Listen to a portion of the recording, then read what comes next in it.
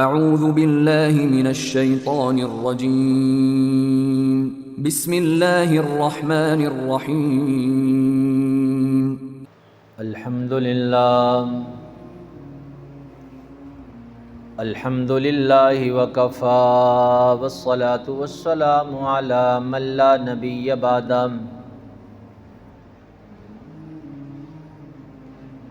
اما بعد فاعوذ باللہ من الشیطان الرجیم بسم اللہ الرحمن الرحیم. قال اللہ عز اسمہ فی القرآن المجید والفرقان الحمید. یا ایہا الذین آمنوا اذا نودی للصلاة من یوم الجمعة فاسعوا الى ذکر اللہ وذروا البیع ذالکم خیر لکم ان کنتم تعلمون. وقال تعالی فی مقام آخر یا ایہا الذین آمنوا لا تلہکم اموالکم ولا اولادکم عن ذکر اللہ ومن یفعل ذلک فاولئک هم الخاسرون. وقال تعالی فی مقام آخر وعباد الرحمن الذین یمشون علی الارض ہونا واذا خاطبهم الجاہلون قالوا سلاما والذین یبیتون لربهم سجدا وقیاما. وقال تعالی فی مقام آخر والعصر ان الانسان لفی خسر الا الذین آمنوا وعملوا الصالحات وتواصوا بالحق وتواصوا بالصبر. وقال النبی صلی اللہ علیہ وسلم الکیس من دان نفسہ وعمل لما بعد الموت والعاجز من اتبع نفسہ ہواہا وتمنى علی اللہ او کما قال علیہ الصلاۃ والسلام رب اشرح لی صدری ویسر لی امری واحلل عقدۃ من لسانی یفقہوا قولی رب زدنی علما رب زدنی علما رب زدنی علما. اللہم صل علی محمد وعلی آل محمد کما صلیت علی ابراہیم وعلی آل ابراہیم انک حمید مجید. اللہم بارک علی محمد وعلی آل محمد کما بارکت علی ابراہیم وعلی آل ابراہیم انک حمید مجید. صدق اللہ العظیم وصدق رسولہ النبی الکریم ونحن علی ذلک لمن الشاہدین والشاکرین والحمد للہ رب العالمین. میرے انتہائی واجب الاحترام قابل صد اکرام و تکریم بزرگوں، بھائیوں، عزیز ساتھیوں، اللہ سبحانہ و تعالیٰ کا احسان عظیم ہوا کہ اس ذات نے ہم سب کو ہمیشہ کی طرح اپنے گھر میں آنے کی، بیٹھنے کی، سننے اور سنانے کی توفیق عطا فرمائی. اللہ سبحانہ و تعالیٰ جس کو چاہتے ہیں نیکی کی توفیق دیتے ہیں اور جسے چاہتے ہیں گناہ سے بچنے کی توفیق دیتے ہیں. انسان نہ اپنی کوشش، چاہت، قوت سے نیکی کا کام کر سکتا ہے اور نہ ہی کسی گناہ سے بچ سکتا ہے. تو ہمیشہ اللہ سبحانہ و تعالیٰ سے نیکی کی توفیق اور گناہ سے بچنے کی توفیق، اس کی دعا ہمیشہ اللہ سے کرنی چاہیے. اللہ سبحانہ و تعالیٰ نے انسان کو دنیا میں بھیج کر ایک ذمہ داری، ایک کام، ایک مقصد دیا ہے، اور کچھ صفات ایسی ہیں جن کو اپنانے کے بعد انسان صحیح معنوں میں اللہ کا بندہ بن جاتا ہے. ان صفات کو اللہ سبحانہ و تعالیٰ نے اپنی لاریب کتاب قرآن مجید میں کھول کر وضاحت کے ساتھ ان صفات کو بیان کیا ہے. دنیا کے اندر بھی ہم کسی کو ایسی نازیبا حرکت کرتے ہوئے دیکھیں نا، کسی بچے کو یا کسی اور کو، تو ہم ایک لفظ استعمال کرتے ہیں، پنجابی میں کہتے ہیں نا بندہ بان، اردو میں کہیں گے انسان بنو۔ اب سوال یہ پیدا ہوتا ہے کہ یہ ایسا کیا کرے، کون سی صفات، کون سی خصلتیں، کون سی عادتیں اپنائے جس سے یہ بندہ حقیقی معنوں میں بن جائے گا۔ ویسے تکوینی اور جبری طور پر تو سارے ہی اللہ کے بندے ہیں۔ تکوینی اعتبار سے دیکھا جائے تو کوئی یہ نہیں کہہ سکتا کہ میں اللہ کا بندہ نہیں ہوں، مجھے پیدا کرنے والا میرا خالق، میرا رازق کوئی اور ہے۔ وہ کہتا رہے لیکن حقیقت نہیں ہے اس بات کی کچھ بھی۔ حقیقی معنوں میں تو سارے ہی بندے ہیں، لیکن یہ جبری طور پر ہیں۔ عملی طور پر اور اختیاری طور پر کیسے انسان اللہ کا بندہ بنتا ہے؟ کیونکہ اللہ سبحانہ وتعالیٰ نے اس دنیا کے اندر انسان کو اختیار عطا کیا ہے۔ اکثر ایک سوال لوگوں کی طرف سے ہوتا ہے کہ جی ہمیں یہ تقدیر کا مطلب سمجھا دیجئے، ہمیں سمجھ نہیں آتی کہ یہ تقدیر کیا ہے۔ ایک طرف سے قرآن کہتا ہے وَأَن لَّيْسَ لِلْإِنسَانِ إِلَّا مَا سَعَىٰ، جس کی تم کوشش کرو گے تمہیں وہ ملے گا، اور دوسری طرف سے ہمیں یہ بتایا جاتا ہے کہ تمہاری مقدر کے اندر جو چیز مل گئی ہے وہی تمہیں ملے گی، نہ اس سے زیادہ ہو سکتی ہے نہ کم ہو سکتی ہے۔ تو اب یہ بات سمجھ نہیں آتی، تو میں اکثر اپنے ساتھیوں سے کہا کرتا ہوں کہ دیکھیے اس کو سمجھنا بڑا آسان ہے کہ اللہ سبحانہ وتعالیٰ کے علم کے اندر ہے کہ یہ بندہ کتنی ترقی کرے گا، کہاں اس کو فائدہ ہوگا، کہاں اس کو نقصان ہوگا، کہاں اسے کامیابی ملے گی، کہاں یہ ناکام ہوگا، یہ اللہ کے علم میں ہے۔ لیکن اللہ سبحانہ وتعالیٰ نے دنیا کو دارالاسباب بنایا ہے۔ سبب اختیار کرنے کا اللہ سبحانہ وتعالیٰ نے حکم دیا ہے، اس سبب کو اختیار کرنا اس کے لیے لازمی اور ضروری ہے۔ پھر نتیجہ اللہ پر ہے کہ اللہ کیا نتیجہ نکالتے ہیں، اور نتیجے کا علم اللہ سبحانہ وتعالیٰ کو ہے۔ جیسے کسی شاعر نے کہا نا، توکل کا یہ مطلب ہے کہ خنجر تیز رکھ اپنا، پھر انجام اس کی تیزی کا قدرت کے حوالے کر۔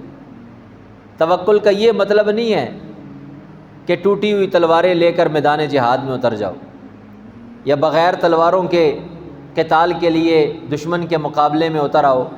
ایسا کسی جگہ پر ہمیں درس نہیں دیا گیا۔ تو میں نے عرض کیا دنیا دارالاسباب ہے، یہاں انسان کو اختیار دیا ہوا ہے اللہ سبحانہ وتعالیٰ نے۔ اب وہ اپنے اختیار کو استعمال کرے گا تو یہ اختیار استعمال کرنا، اس کی طاقت اللہ سبحانہ وتعالیٰ نے سبب کے درجے میں اس کو دی ہوئی ہے۔ اب جتنا یہ استعمال کرے گا اتنا اللہ اس پر نتیجہ نکالیں گے۔ تو خیر بہرحال میں نے عرض کیا کہ انسان کیسے اللہ کا بندہ بنتا ہے، تو اور اس کی صفات اللہ سبحانہ وتعالیٰ نے حقیقی معنوں میں جو بیان کی ہیں اپنی لا ریب کتاب کے اندر، قرآن مجید کے اندر، ان صفات کو دیکھنا ضروری ہے، سمجھنا ضروری ہے کہ ان صفات کو اپنانے کے بعد انسان اللہ کی نظر میں اللہ کا بندہ بن جاتا ہے۔ ایک ہے میری اور آپ کی نظر میں اللہ کا بندہ، ہم کہتے ہیں جی بڑا ولی اللہ ہے، بڑا بزرگ آدمی ہے، تو یہ تو میرا اور آپ کے معیار پر اترا ہوا ہے، اس لیے ہم اسے اللہ کا بندہ بھی کہتے ہیں، بزرگ بھی کہتے ہیں، ولی اللہ بھی کہتے ہیں۔ ایک اللہ کا معیار ہے، اس معیار پر اگر وہ آئے گا تو پھر وہ اللہ کی نظر میں اللہ کا بندہ بن جائے گا۔ اور قرآن مجید میں آتا ہے یا ایتھا النفس المطمئنہ ارجعی الی ربک راضیۃ مرضیہ فادخلی فی عبادی وادخلی جنتی، کہ قیامت والے دن اللہ سبحانہ وتعالیٰ نیک لوگوں سے کہے گا آؤ میرے بندوں کے اندر داخل ہو جاؤ، آؤ میرے بندوں میں داخل ہو۔ تو یہ بندہ ہے کیا؟ تو بندے کی تعریف کی گئی ہے عباد، اور قرآن مجید میں عباد کا لفظ استعمال ہوا ہے، اور عباد عبد کی جمع ہے۔ اور عبد کسے کہتے ہیں؟ الذی یرضی بما یفعلہ الرب، وہ شخص جو اللہ کے ہر فعل ہر فیصلے پر راضی ہو نا، اسے بندہ کہتے ہیں۔ یہ عبد کی تعریف ہے، جو ہر فیصلے اور ہر فعل پر راضی ہو اسے کیا کہتے ہیں؟ بندہ، عبد۔ حکیم الامت اشرف علی تھانوی رحمہ اللہ کے پاس ایک شخص آیا اور کہنے لگا جی بڑی پریشانی ہے، ہر وقت مشکلات ہوتی ہیں، پریشانیاں پیچھا نہیں چھوڑتی، کوئی ایسا وظیفہ اور عمل بتا دیں کہ یہ پریشانیاں ختم ہو جائیں۔ تو اللہ سبحانہ و تعالیٰ نے نا اشرف علی تھانوی صاحب رحمہ اللہ کو بڑی حکمت عطا کی تھی، اسی لیے ان کا لقب پڑا حکیم الامت۔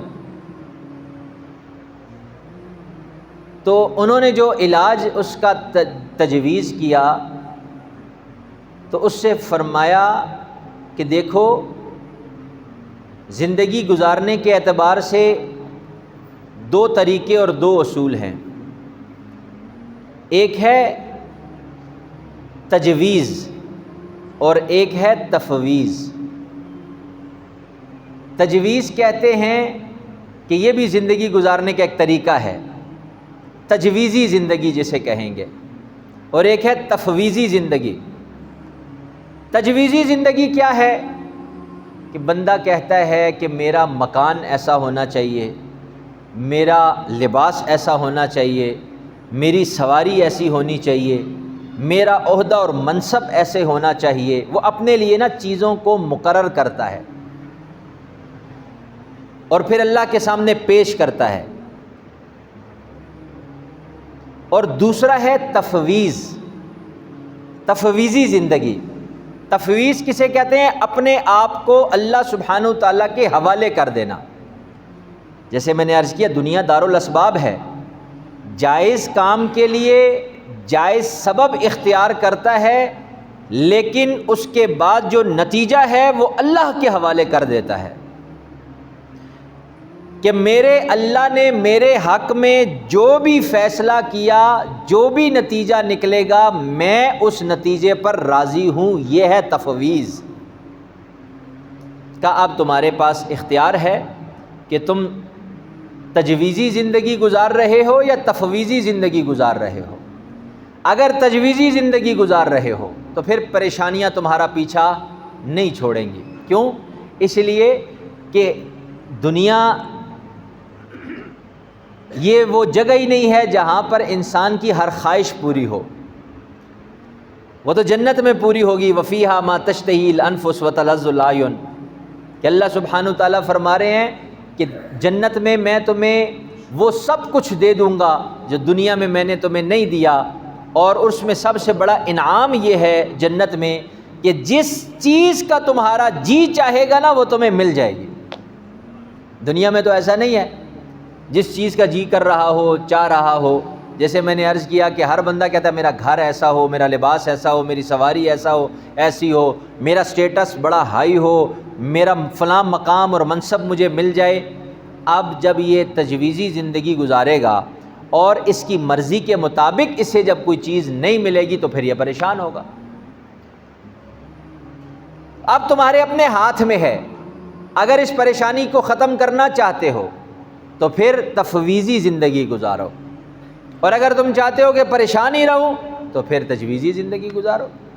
تو یہ تھانوی صاحب رحمہ اللہ نے اس کو مسئلے کا حل بتا دیا، اور میں یہ سمجھتا ہوں بڑا زبردست حل ہے کہ نتیجہ اللہ پر چھوڑ دیا، اور جو بھی نتیجہ نکلا اس پر جو حالت ہے اس حالت میں وہ اللہ سبحانہ وتعالیٰ سے دعا کرتا ہے کہ یا اللہ، اگر میری اس حالت پر آپ راضی ہیں تو میں بھی آپ سے راضی ہوں۔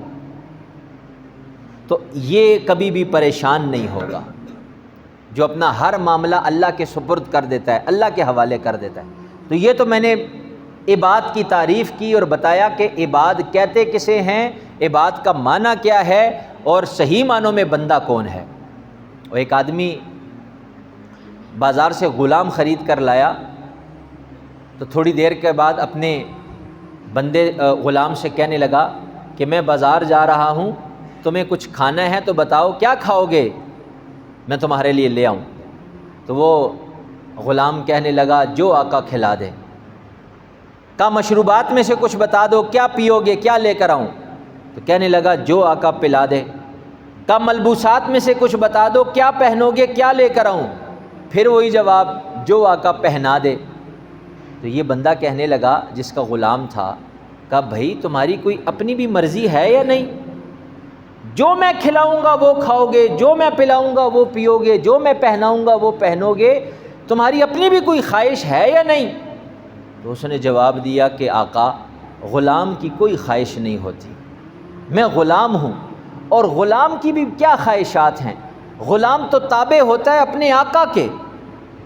آقا کہے گا کھڑے ہو جاؤ ہم کھڑے ہو جائیں گے، آقا کہے گا بیٹھ جاؤ ہم بیٹھ جائیں گے، آقا کہے گا چلو ہم چلے جائیں گے، آقا کہے گا رک جاؤ ہم رک جائیں گے، ہماری اپنی کوئی مرضی نہیں۔ غلام کی کوئی مرضی نہیں ہوتی۔ تو یہ بندہ جس کا غلام تھا کہنے لگا اللہ تجھے جزائے خیر دے، تو نے مجھے کلمہ عبدیت کا معنی سکھا دیا ہے کہ عبدیت کیا چیز ہے، اس کا مطلب اور معنی تو نے مجھے سمجھا اور سکھا دیا ہے۔ میرے بھائیوں ہم بھی اللہ کے غلام ہیں، بندے ہیں۔ تو جب جو بندہ ہوتا ہے نا اس کی اپنی مرضی نہیں ہوتی، جو اپنی مرضی کے مطابق زندگی بسر کر رہا ہے پھر وہ بندہ نہیں ہے۔ میں نے عرض کیا نا کہ ایک تو ہے جبری طور پر تکوینی طور پر ہم اللہ کے بندے ہیں، ایک ہے عملی اور اختیاری طور پر۔ تو عملی اور اختیاری طور پر بندہ وہی ہے جس نے اپنے تمام معاملات اللہ کے سپرد کر دیے ہوں۔ تو یہ بندہ جو ہے یہ صحیح معنوں میں اللہ کا بندہ ہے۔ اب یہ صفت انسان کے اندر پیدا کیسے ہوگی؟ اس کے لیے کیا کرنا پڑے گا؟ مختلف ڈگریاں اٹھائی ہوتی ہیں نا لوگوں نے اپنے ہاتھوں میں، کسی نے MBBS کی ڈگری اٹھائی ہوئی ہے، کسی نے انجینئرنگ کی اٹھائی ہوئی ہے، کسی نے لا کی اٹھائی ہوئی ہے، کوئی وکیل ہے، کوئی ڈاکٹر ہے، کوئی انجینئر ہے، کوئی پروفیسر ہے، کوئی پائلٹ ہے، کوئی عالم ہے، کوئی مفتی ہے، تو اس کے پاس کوئی نہ کوئی سند ہے، اس کے پاس کوئی نہ کوئی ڈگری ہے۔ تو وہ ڈگری اس کے پاس ہوگی تب وہ مقام اور منصب اسے ملے گا۔ اب سوال یہ پیدا ہوتا ہے کہ یہ کلمہ، یہ جو عبدیت کا مقام ہے اللہ، اس کو حاصل کرنے کے لیے کون سی ڈگری لینی پڑے گی؟ کون سی صفات، کون سی عادات، کون سے اخلاق اپنانے پڑیں گے تو ہمیں یہ مقام جا کر ملے گا؟ اور میں آپ کو عجیب بات بتاؤں، حکیم الامت اشرف علی تھانوی صاحب نے لکھا ہے ملفوظات کے اندر کہ یہ جو رضا بالقضاء کا درجہ ہے نا، اس کو رضا بالقضاء کہتے ہیں، یعنی اللہ کے ہر فیصلے پر راضی رہنا، اپنے آپ کو اللہ کے سپرد کر دینا، اس کو رضا بالقضاء کہتے ہیں۔ اور فرمایا یہ ایک مقام ہے جو محنت سے جا کر ملے گا، یوں سمجھ لیجئے یہ ولایت کا ایک مقام ہے، اور یہ وہ مقام ہے جو اخلاص سے بھی اونچے درجے کا مقام ہے۔ اخلاص وہ عمل ہے کہ جس کے بغیر انسان کا عمل قابل قبول ہی نہیں ہے، چاہے کتنا ہی بڑا عمل کیوں نہ ہو، اگر اخلاص نہ ہونا تو اس عمل کی جان نکل جاتی ہے، وہ عمل اللہ انسان کے منہ پر مار دیتے ہیں، اللہ اسے قبول نہیں کرتے۔ یعنی اخلاص کا وہ مقام ہے اور وہ ویلیو ہے۔ اور رضا بالقضاء تھانوی صاحب رحمہ اللہ فرما رہے ہیں کہ رضا بالقضاء اخلاص سے بھی اوپر کی درجے کی چیز ہے، تو اس کو اپنانا چاہیے یا نہیں اپنانا چاہیے؟ یہ کتنی بڑی صفت ہے، کتنا بڑا کمال ہے۔ اور اللہ نے اپنے پاک پیغمبر حضرت محمد مصطفیٰ احمد مجتبیٰ سرور کائنات صلی اللہ علیہ وسلم کو نبی کہہ کر پکارا، رسول کہہ کر پکارا، اور تیسرا جو لفظ ہے نا جس لفظ کو کے ساتھ اللہ نے اپنے پاک پیغمبر کو پکارا ہے وہ لفظ عبد ہے۔ دیکھو معراج کا واقعہ آپ قرآن اٹھا کر دیکھیے، اس کے اندر اللہ سبحانہ وتعالیٰ کیا فرما رہے ہیں؟ سبحان الذی اسریٰ بعبدہ، کہ ہم نے اپنے بندے کو سیر کروائی۔ قرآن مجید میں بہت سارے مقامات پر اللہ سبحانہ وتعالیٰ نے پاک پیغمبر کے لیے لفظ عبد استعمال کیا ہے۔ تو اس کا مطلب یہ ہے کہ یہ عبد کا جو مقام ہے نا، یہ بڑا اونچا مقام ہے۔ صحیح معنوں میں اللہ ہمیں اپنا بندہ بنا لے، دعا کرو۔ اب سورہ فرقان کی آخری رکوع کے اندر، سورہ فرقان شروع ہوتی ہے 18ویں سپارے کے آخر سے اور 19ویں سپارے کی ابتدا میں ختم ہوتی ہے، اور اس کا جو آخری رکوع ہے اس رکوع میں اللہ سبحانہ و تعالیٰ نے اپنا بندہ بننے کی جو خصلتیں ہیں، عادتیں ہیں، اخلاق ہیں، وہ اللہ نے جو بتائے ہیں وہ غالباً تقریباً 10 ہیں۔ یہ 10 صفات تم اپنے اندر لے آؤ، اپنا لو تو تم میرے بندے بن جاؤ گے، اور یہ خصلتیں، عادتیں جس کے اندر ہوں گی تو اس کو عباد الرحمن، عباد اللہ، اللہ کے بندے کا سرٹیفکیٹ، سند مل جائے گی۔ وعباد الرحمن الذین یمشون علی الارض ہونا واذا خاطبہم الجاہلون قالوا سلاما، یہاں سے لے کر وہ آخر تک 10 صفات بیان کی ہیں۔ پہلی صفت یہ ہے، پہلی صفت یمشون علی الارض، کہ جو عباد الرحمن ہوتے ہیں نا، اللہ کے بندے ہوتے ہیں، ان کی پہلی خصلت اور پہلی عادت یہ ہے وہ زمین پر اعتدال کے ساتھ چلتے ہیں۔ کیا مطلب؟ عاجزی کے ساتھ چلتے ہیں۔ اور آسان کر دیتا ہوں، وہ تکبر نہیں کرتے۔ متکبر اور اللہ کا بندہ یہ دو متضاد چیزیں ہیں، جیسے آگ اور پانی دو متضاد چیزیں ہیں، یہ دونوں اکٹھے نہیں ہو سکتے۔ ایسے ہی ایک بندے کے اندر تکبر ہو اور وہ اللہ کا بندہ بھی ہو، یہ نہیں ہو سکتا۔ تو پہلی صفت یہ ہے کہ وہ اپنے اندر عاجزی اور انکساری پیدا کرے، راستے پر چلے تو اعتدال کے ساتھ چلے۔ یمشون علی الارض وقصد فی مشیک واغضض من صوتک، حکیم لقمان نے اپنے بیٹے کو نصیحتیں کی، اللہ کو اتنی پسند آئی کہ اللہ سبحانہ وتعالیٰ نے ان نصیحتوں کو قرآن کا حصہ بنا دیا، قیامت تک لوگ اس کو پڑھیں گے۔ اور وہ اپنے بیٹے سے کیا نصیحت کر رہا ہے؟ وقصد فی مشیک، کہ تم جب چلتے ہو نا تو اعتدال کے ساتھ چلا کرو، اپنی چال کے اندر اعتدال پیدا کرو، یعنی اکڑ اکڑ کر بھی مت چلو اور بہت بیماروں کی طرح بھی مت چلو، جوتیاں گھسیٹتے ہوئے، یہ بھی پسند نہیں ہے۔ حضرت عمر رضی اللہ تعالیٰ عنہ ایک شخص کو دیکھا، وہ ایسے ہی بیماروں کی طرح بڑا آہستہ آہستہ چل رہا تھا۔ بعض لوگ اس لفظ کا ترجمہ کرتے ہیں کہ وعباد الرحمن الذین یمشون علی الارض، کہ اللہ کے بندے، رحمان کے بندے وہ ہیں جو زمین میں آہستہ چلتے ہیں۔ یہ غلط ترجمہ ہے۔ آہستہ چلنا اس کا ترجمہ نہیں ہے، اس کا ترجمہ ہے جو نرمی کے ساتھ چلتے ہیں، یعنی عاجزی کے ساتھ چلتے ہیں، وہ اللہ کے بندے ہیں۔ آہستہ چلنا وہ تو بیمار اور ضعف کی وجہ سے ہوتا ہے، عاجزی کی وجہ سے نہیں ہے۔ تو اس نوجوان کو دیکھا تو وہ بیماروں کی طرح گردن لٹکائے ہوئے، جوتے گھسیٹتے ہوئے چل رہا تھا۔ تو حضرت عمر نے اس کو بلایا، کہا ادھر آؤ۔ وہ پاس آیا، کہا تم بیمار ہو؟ کہا نہیں۔ بوڑھے ہو؟ کہا نہیں۔ کوئی اور عذر ہے؟ کہا نہیں۔ تو کہا سیدھے سیدھے چلو ورنہ میرا درہ جو ہے نا تمہاری گردن کو سیدھا کر دے گا۔ مردانگی پیدا کرو، متانت پیدا کرو، وقار پیدا کرو، اعتدال اس کا نام ہے۔ نہ ہی بالکل بیماروں کی طرح اور نہ ہی متکبرانہ انداز میں سینہ چوڑا کر کے اور جو ہے بازو ہلا ہلا کر اور تکبر کے ساتھ یہ بھی چلنا، یہ بھی اللہ کو پسند نہیں ہے۔ وَلَا تَمْشِ فِي الْأَرْضِ مَرَحًا، قرآن میں اللہ کہہ رہے ہیں کہ تکبر کے ساتھ زمین پر نہ چلا کرو۔ میں کبھی کبھار سوچتا ہوں کہ دیکھیں ہمارا دین، ہمارا مذہب کتنا کامل، اکمل اور مکمل ہے کہ ایک ایک چیز جو انسان کے عقیدے کے متعلقہ ہے، عبادات کے متعلقہ ہے، معاملات کے متعلقہ ہے، معاشرت کے متعلقہ ہے، اخلاق کے متعلقہ ہے، ایک ایک چیز کو کھول کھول کر بیان کرتا ہے ہماری شریعت۔ یہ صفت اور یہ خصوصیت اور یہ خوبصورتی کسی مذہب کے اندر نہیں ہے جو اللہ نے اسلام کو عطا کی ہے۔ لیکن افسوس ہم ان چیزوں سے فائدہ نہیں اٹھاتے۔ آج ہر بندہ اپنی مرضی کی زندگی گزار رہا ہے، ہر بندہ۔ تو میں نے شروع میں عرض کیا جو اپنی مرضی کی زندگی گزار رہا ہے وہ تو بندہ ہے ہی نہیں۔ اور قیامت والے دن یاد رکھو، عرش کا سایہ اور جنت اور میدان معاشر کی سختی سے وہی بندہ بچے گا جو اللہ کا بندہ ہوگا۔ اور یہ میں نہیں کہہ رہا، یہ قرآن کہہ رہا ہے، یا ایتھا النفس المطمئنہ ارجعی الی ربک راضیۃ مرضیہ فادخلی فی عبادی، جو میرے بندے ہیں نا ان میں داخل ہو جاؤ۔ تو ضرورت اس بات کی ہے کہ بندوں والے کام کرنے ہیں، بندوں والی صفات اپنانی ہے، تب اللہ کی نظر میں بندہ بنیں گے۔ تو تکبر کو اپنے اندر سے نکالنا ہے۔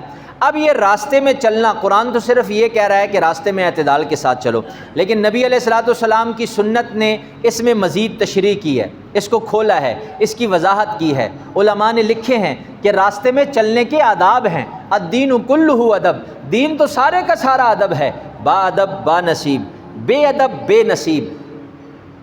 اگر با ادب ہوں گے، اصول اور ضابطوں کی پابندی کریں گے تو پھر ہمارے نصیب بھی کھلیں گے، عزت بھی ہوگی، وقار بھی ہوگا، اور اللہ سبحانہ وتعالیٰ کی نظر میں بھی ایک مقام ہوگا۔ اور اگر اب جدھر منہ اٹھائے چل دیے، جو جی میں آیا کر دیا، تو پھر ایسے شخص کی کوئی عزت نہیں ہوتی، جس کی زندگی میں کوئی نظم و ضبط نہیں ہوتا۔ تو نبی علیہ الصلوۃ والسلام، علماء نے راستے میں چلنے کی حضور کی سنتیں بتائی ہیں۔ اب ہر بندہ اپنے گریبان میں جھانک کر دیکھے کہ جب میں ہر بندہ راستے میں چلتا ہے، کوئی ایسا نہیں ہے جو راستے میں نہ چلتا ہو، تو کیا راستے پر چلتے ہوئے میں ان سنتوں کا خیال رکھتا ہوں یا نہیں رکھتا؟ اور حضور کی سنت کی اتنی طاقت ہے، آپ کسی کو تقریر سے متاثر نہیں کر سکتے، لمبی چوڑی تقریریں کریں لیکن عمل نہ ہو، 1% فائدہ نہیں ہوگا۔ تقریر بالکل نہیں کرتے لیکن عمل بالکل درست اور صحیح ہے، آپ سے زمانہ متاثر ہوگا، غیر مسلم متاثر ہوں گے۔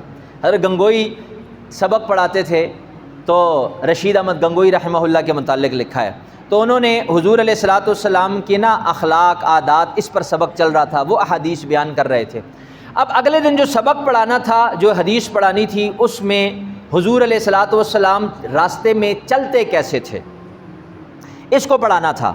تو رات بھر کہتے ہیں میں اس کی مشق کرتا رہا تاکہ کل درسگاہ میں سبق میں جب میں جاؤں تو پھر میں بچوں کو پریکٹیکل طور پر بھی بتاؤں، حدیث بھی پڑھ کر سناؤں اور چل کر بھی دکھاؤں کہ حضور ایسے چلا کرتے تھے۔ اب جیسے حدیث کے اندر تھا، اس کی ساری رات جو ہے رات کے اکثر حصہ میں اس کی مشق کرتے رہے، اور جب صبح ہوئی اور اپنے گھر سے ادارے کی طرف، مدرسے کی طرف جانے لگے، تو کہا آج کیوں نہ جس کی میں نے رات کو مشق کی ہے اس طریقے پر چل کر مدرسے جایا جائے۔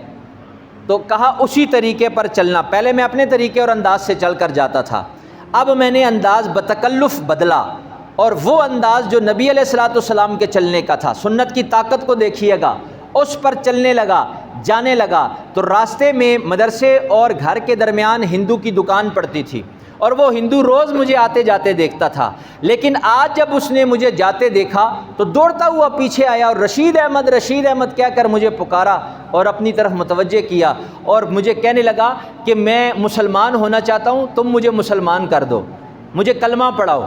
کہتے ہیں میں بڑا خوش ہوا، میں نے اسے کلمہ پڑھایا، مسلمان کیا، لیکن پھر میں نے اس سے اسلام میں آنے کی وجہ پوچھی تو اس نے مجھے عجیب وجہ بتائی۔ اس نے کہا رشید احمد، یہ جو تمہاری چال ہے جس سے تم چل کر جا رہے ہو، اس چال کو دیکھ کر میں متاثر ہوا ہوں کہ مسلمانوں کے چلنے کا انداز کتنا زبردست اور اچھا ہے، اس لیے اس کو دیکھ کر میں متاثر ہوا ہوں، اور میں چاہتا ہوں کہ اب تم مجھے کلمہ پڑھاؤ اور میں مسلمان ہو جاؤں۔ تو رشید احمد گنگوئی کہنے لگے عرصے دراز سے وہ مجھے دیکھتا تھا، کبھی اس کے دل کے اندر یہ داعیہ اور جذبہ پیدا ہی نہیں ہوا، لیکن جیسے ہی آج میں نے اپنی چال کو بدلا اور حضور علیہ الصلوۃ والسلام کی چال کے مطابق چل کر جا رہا ہوں، تو ایک غیر مسلم دیکھ کر وہ چال دیکھ کر مسلمان ہو جاتا ہے۔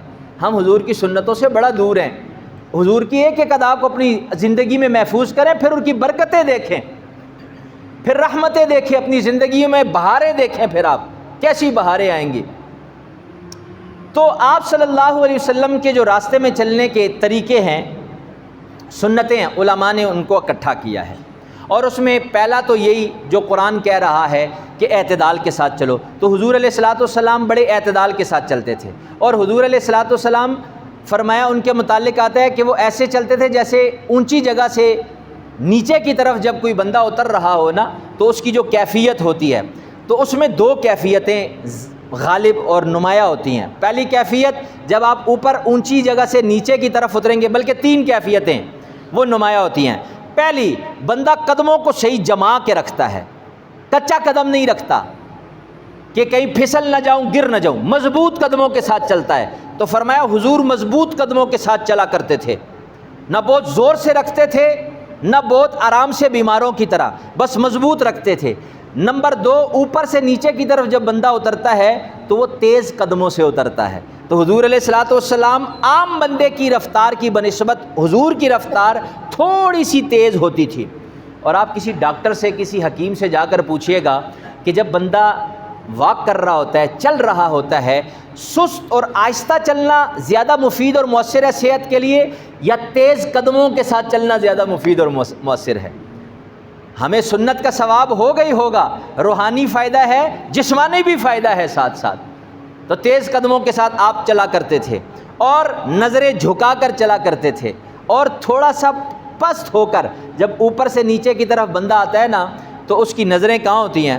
سامنے دور نہیں ہوتی، دائیں بائیں نہیں ہوتی، کہیں گر نہ جاؤں اس لیے نظر اس کی نیچے ہوتی ہے۔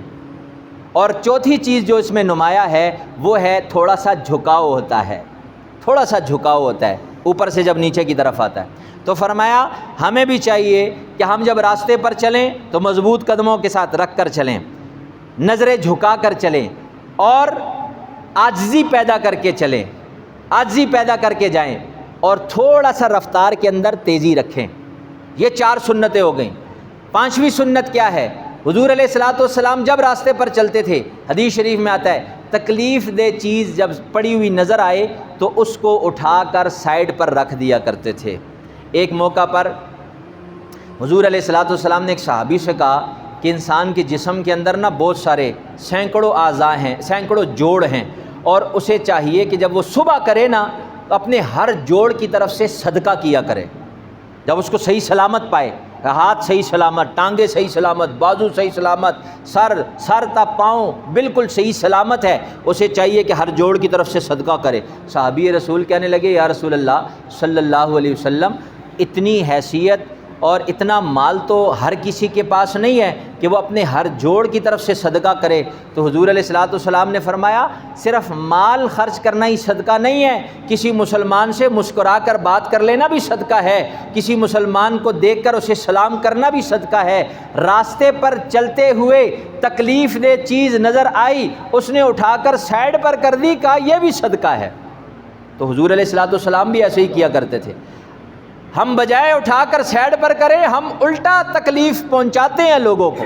راستوں پر چل کر دیکھیں نا، کتنی گندگی، کتنا کچرا پڑا ہوا ہے۔ ہاں گاڑی جا رہی ہے، کیلے کھا لیے، ہاں فروٹ کھا لیا، اور دیگر کھانے والی چیزیں کھا لی، وہیں سے کھڑکی سے ایسے اس کو باہر پھینک دیتے ہیں۔ کتنی عجیب بات ہے۔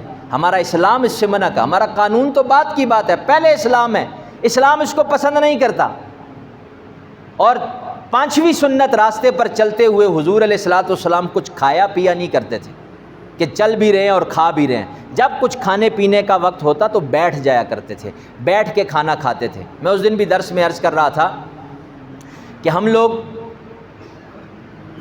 روشن خیالی کے اتنے پیچھے پڑے ہوئے ہیں، زمانے کے، معاشرے کے جو جدید تقاضے ہیں ان کے اس قدر غلام بن چکے ہیں کہ اس کو پانے کے لیے، پورا کرنے کے لیے اسلام کی حدیں بھی کراس کر جاتے ہیں۔ زمانے کے ساتھ چلنا ہے، اسلام چاہے کچھ بھی کہے، ہمیں کوئی اس سے پرواہ نہیں ہے، بس زمانہ ہمیں اچھا کہے، زمانے کے ساتھ ساتھ چلنا ہے۔ یہ سوچ غلط ہے۔ ہم آپ کو یہ نہیں کہتے کہ زمین پر ہی بیٹھ کر کھاؤ، اگر عذر ہے کرسی پر بھی بیٹھ کر کھا سکتے ہو، بیٹھ کے کھانا اصل ہے، چاہے وہ کرسی پر بیٹھ کے کھاؤ چاہے زمین پر کھاؤ، بہتر یہ ہے زمین پر کھا لو۔ زمین پر بیٹھ کر نہیں کھا سکتے تو چلو کرسی پر بیٹھ کر کھاؤ، لیکن بیٹھ کر کھاؤ۔ یہ نہیں ہے کہ آپ جو ہے کھانا آئے تو کھڑے ہو کر کھانا شروع کر دیں۔ ریڈیو پر اکثر لوگوں کو دیکھا ہے کھڑے ہو کر کھانا کھا رہے ہیں۔ شادی بیاہ کی تقریبات میں کرسیاں لگی ہوتی ہیں لیکن اس کے باوجود ٹیبلوں کے پاس جا کر کھڑے ہو کر کھانا کھا رہے ہیں۔ اکثر دوستوں کو میں نے دیکھا ہے ایسا کھانا کھاتے وقت، ایک ہاتھ میں پلیٹ پکڑی ہوئی ہے، ایک ہاتھ میں نان پکڑا ہوا ہے، اب وہ کھائے کیسے؟ تو پھر اس نان کو میں نے خود اپنی آنکھوں سے دیکھا ہے، یہاں بغل میں رکھ دیا، دبا دیا خوشبوؤں کے مرکز میں، اور یہاں سے توڑ رہا ہے اور کھا رہا ہے، بیٹھتا نہیں ہے، کھڑے ہو کر کھانا ہے۔ ہمارے ایک میجر صاحب جاننے والے، وہ انہوں نے واقعہ بتایا، سنایا، کہا شادی تھی تو شادی کی تقریب میں میں نے دعوت دی، اپنے جتنے کولیگز تھے، اپنے ساتھ کام کرنے والے، اپنے افسران، کرنل، بریگیڈیئر لیول کے لوگ، وہ حضرات آئے کھانا کھانے کے لیے۔ تو ہمارے ہاں ابھی کھانے کا انتظار ہو رہا تھا، سارے بیٹھے ہوئے تھے، جیسے ہی کھانا لگا تو سارے کھڑے ہو کر کھانے شروع ہو گئے، کیونکہ جدید دور کے جدید تقاضے وہ اسی بات کا تقاضا کرتے ہیں کہ زمانے کے ساتھ چلنا ہے تو کھڑے ہو کر، یہ فیشن ہے، تو وہ کھڑے ہو کر کھانے لگے۔ تو کہتے ہیں میرے والد صاحب بزرگ دیہاتی آدمی تھے، وہ وہاں سے آئے اور انہوں نے میری کان میں ایک جملہ کہا اور مسکراتے ہوئے ایک جملہ کہہ کر پھر چلے گئے۔ میں بھی ہلکا سا مسکرایا لیکن میں خاموش ہو گیا۔ تو ایک کرنل صاحب مجھے دیکھ رہے تھے، تو انہوں نے فوراً میرے پاس آئے اور کہنے لگے یہ بابا جی کون ہیں؟ میں نے کہا میرے ابا جی ہیں۔ کہا انہوں نے کیا کہا ہے آپ کے کان میں؟ کہا جی صاحب رہنے دیں، چھوڑیں، میں نے سنی انسنی کر دی ہے، آپ بھی رہنے دیں۔ کہا نہیں باپ کوئی کر کے گیا اور بڑے پتے کی کر کے گیا ہے، میں آپ کو نوٹس کر رہا تھا، آپ بھی ہنسے مسکرائے، آپ کے والد بھی مسکرائے، انہوں نے کیا کہا ہے مجھے بتاؤ۔ کہتے ہیں میں نے لاکھ ان کو کہا رہنے دے لیکن انہوں نے مصر رہے، اصرار کیا۔ میں نے کہا چلے اگر آپ اتنا اصرار کر رہے ہیں تو اپنی عزت افزائی کے جو الفاظ وہ کہہ کر گئے ہیں وہ سن لیجئے۔ کہا میرے ابا جی مجھے کہہ کر گئے ہیں کہ یہ ویسے ناراض نہ ہونا، آپ کے مہمانوں میں اور باہر جو ہم نے ڈنگر باندھے ہوئے ہیں ان میں کوئی فرق نہیں ہے۔ کہا اچھا ایسا کیا کر گئے ہیں؟ کہا جی ہاں یہ کیا کر گئے ہیں۔ کہا یہ کیوں کہا ہے؟ کہا یہ اس لیے کہا کہ انہوں نے کہا ہمارے ڈنگر بھی سارے دن بیٹھے رہتے ہیں اور جب ہم ان کے سامنے چارہ رکھتے ہیں نا تو وہ پھر کھڑے ہو جاتے ہیں اور اپنے جسم کو ہلا کر دم ہلا کر پھر کھانا کھانے لگ جاتے ہیں۔ کہا تیرے مہمان بھی سارا دن بیٹھے رہے اور جب کھانا سامنے آ گیا تو پھر کھڑے ہو کر کھانے لگ گئے۔ کہا ان میں اور ڈنگروں میں کوئی فرق نہیں ہے۔ تو اس لیے شریعت کے مطابق یہ شریعت کا مزاج نہیں ہے، شریعت کیا کہہ رہی ہے؟ بیٹھ کر۔ تو آپ علیہ الصلوۃ والسلام نے کھڑے ہو کر یا راستے میں چلتے ہوئے کبھی نہیں ملتا کہ آپ علیہ الصلوۃ والسلام نے کھایا ہو، بلکہ ایک روایت میں تو یوں بھی آتا ہے کہ اگر راستے میں چلتا ہوا کسی کو کھانا کھاتے دیکھ لو نا تو اس کی شہادت، اس کی گواہی کبھی قبول نہ کرنا، وہ مردود شہادت ہو جاتا ہے، یعنی اخلاقیات کے درجے سے اتنا نیچے گر جاتا ہے کہ اس کی گواہی بھی قبول نہ کرو۔ یہ آپ علیہ الصلوۃ والسلام نے راستے میں اچھا تکلیف دہ چیز نظر آئی اس کو سائڈ پہ کرنا ہے، راستے پہ چلتے ہوئے کھانا نہیں کھانا، کوئی چیز راستے پر پھینکنی نہیں ہے، نظروں کو جھکا کر رکھنا ہے اور جو ہے متانت کے ساتھ وقار کے ساتھ چلنا ہے، عاجزی اور انکساری کے ساتھ چلنا ہے۔ اور آخری چیز اگر آپ علیہ الصلوۃ والسلام راستے میں چلتے ہوئے آتے نا تو کوئی بچہ بھی سامنے آ جاتا تو حضور سلام کرنے میں پہل کیا کرتے تھے۔ چھٹا اور آخری ادب اور سنت راستے میں چلنے کی کہ آپ صلی اللہ علیہ وسلم سلام میں پہل کیا کرتے تھے۔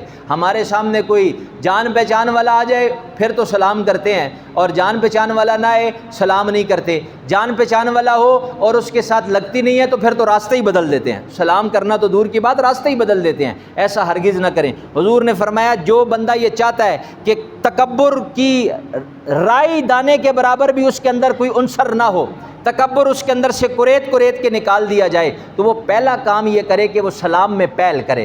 جو بندہ سلام میں پہل کرتا ہے وہ کبھی متکبر ہو ہی نہیں سکتا، تکبر اس کے اندر آ ہی نہیں سکتا۔ اور حضور علیہ الصلوۃ والسلام راستے میں دائیں طرف چلا کرتے تھے، اس لیے ہمیں بھی چاہیے کہ ہم بھی دائیں طرف چلیں۔ اب یہ 7 سنتیں ہیں، 7 کام ہیں، ہر بندہ راستے میں چلتا ہے، اگر ہم راستے پہ چلتے ہوئے ان 7 چیزوں کا اہتمام کریں، سنت کی نیت کر کے چلیں، تو حدیث میں سناتا ہوں آپ کو، پھر بات ختم کرتا ہوں۔ حضور علیہ الصلوۃ والسلام نے فرمایا ایک وقت ایسا آئے گا کہ میری سنت پر عمل کرنے پر 100 شہیدوں کا ثواب ملے گا۔ من تمسک بسنتی عند فساد امتی فلہ اجر 100 شہید، جو فساد کے زمانے میں میری ایک سنت کو زندہ کرے گا اللہ سبحانہ تعالیٰ اسے 100 شہیدوں کا ثواب عطا فرمائیں گے۔ اور شہید کا ثواب کیا ہے؟ خون کا قطرہ زمین پر گرنے سے پہلے اللہ اس کے گناہ معاف کر دیتا ہے۔ اب راستے پر آپ چلتے ہیں، ان 7 سنتوں کا خیال رکھیں، روزانہ آپ کو 700 شہیدوں کا ثواب اعمال نامے میں ملے گا،